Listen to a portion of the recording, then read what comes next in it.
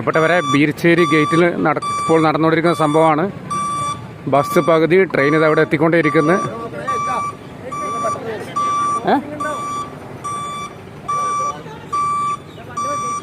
ആകെ ബുദ്ധിമുട്ടുള്ളൊരു കേസാണ്.